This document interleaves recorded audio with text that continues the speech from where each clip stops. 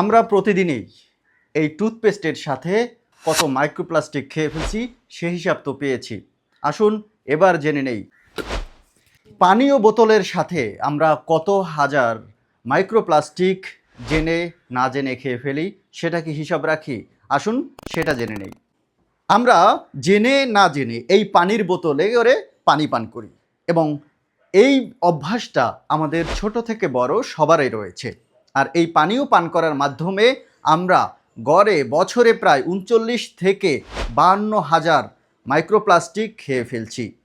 এতদিন আমরা টুথপেস্টের মাধ্যমে যে মাইক্রোপ্লাস্টিক খেয়েছি সেটার হিসাব কষতে কষতে পানির বোতলের মাধ্যমে যে বছরে হাজার হাজার মাইক্রোপ্লাস্টিক খেয়ে ফেলছি সে হিসাব কিন্তু আমরা রাখছি না।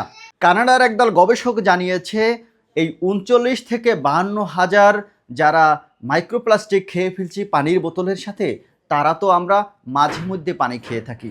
আর যারা নিয়মিত পানি পান করে, যারা নিয়মিত এই পানির বোতলে পানি পান করে, তারা বছরে প্রায় ৯০,০০০ মাইক্রোপ্লাস্টিক খেয়ে ফেলে।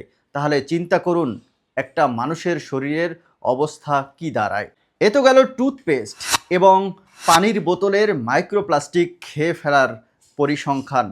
এবার তাহলে আসুন জেনে নেই এই যে আমরা সিগারেট বা ধূমপান করে থাকি, তাহলে আমরা কত পরিমাণে কত নিকোটিন কিংবা অন্যান্য ক্ষতিকারক দ্রব্য আমাদের দেহের ভিতরে নিয়ে যাই, সেই হিসাবও আমরা কষব। তবে পরের ভিডিওতে সেই ভিডিওটি দেখতে হলে অবশ্যই ভিডিওটি শেয়ার করে সঙ্গে থাকুন।